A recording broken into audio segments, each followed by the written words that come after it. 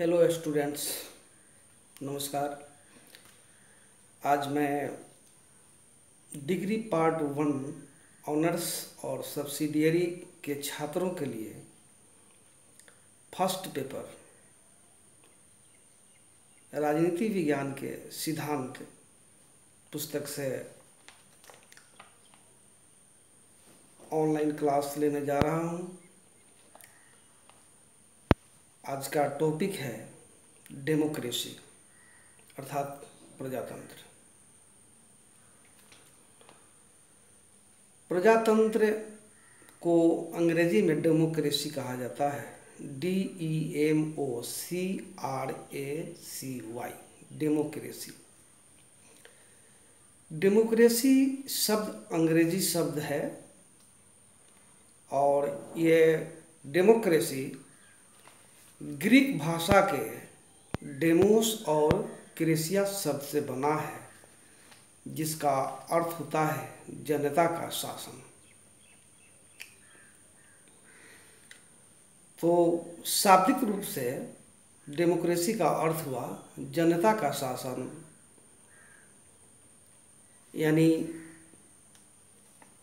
लोकतंत्र, प्रजातंत्र या जनतंत्र। प्रजातंत्र या लोकतंत्र या जनतंत्र की परिभाषा विभिन्न विद्वानों ने भिन्न भिन्न ढंग से दी है।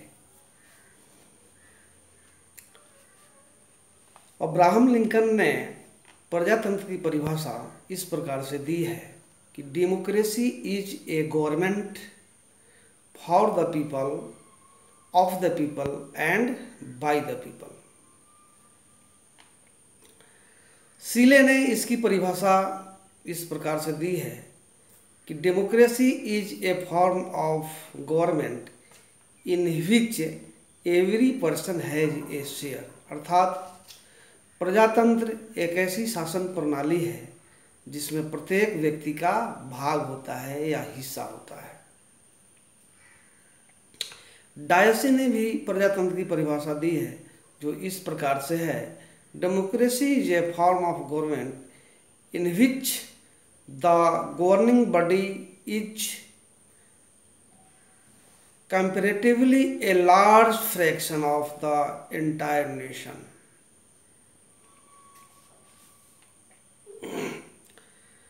प्रजातंत्र की परिभाषा हेरोडोटस ने भी दी है।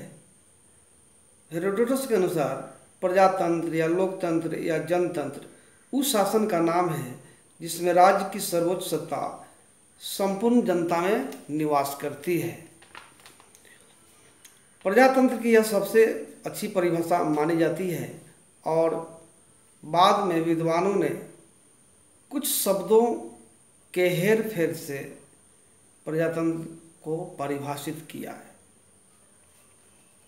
मैंने जो ऊपर की परिभाषा जो बतलाई है, उपरोक्त परिभाषाएं प्रजातंत्र की राजनीतिक व्यवस्था के रूप में व्याख्या करती है, जिसमें सर्वोच्च सत्ता के प्रयोग का अधिकार किसी व्यक्ति या वर्ग विशेष तक सीमित न रहकर समाज के सब व्यक्तियों को प्राप्त होता है। राजनीतिक व्यवस्था के रूप में प्रजातंत्र राजनीतिक समानता तथा बहुमत एवं नियमानुसार शासन का प्रतिपादन करता है, परंतु प्रजातंत्र एक विशेष शासन का ही नाम नहीं है, बल्कि यह राज्य का एक रूप अथवा समाज की स्थिति या फिर तीनों की ओर संकेत करता है और उसकी अपेक्षा रखता है। सच्चे लोकतंत्र समाज में सम्मिश्रण बनाकर रखता है।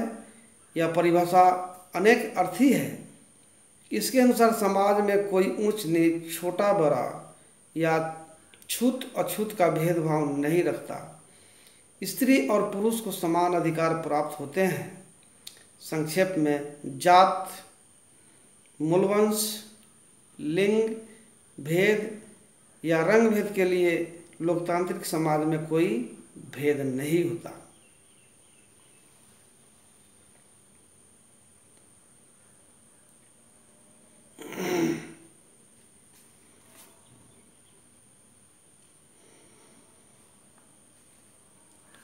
प्रजातंत्र केवल एक राजनीतिक या सामाजिक व्यवस्था या नैतिक मानसिक भावना का ही नाम नहीं है। जाति, मूल वंश, लिंग भेद और रंग भेद का अंत कर देने और वयस्क मताधिकार के आधार पर प्रत्येक व्यक्ति को मतदान का अधिकार प्रदान कर देने से ही राजनीतिक लोकतंत्र सफल नहीं हो सकता। जिस समाज में आर्थिक असमानताएं विद्यमान हों वहाँ लोकतंत्र एक थोथी कल्पना रह जाती है।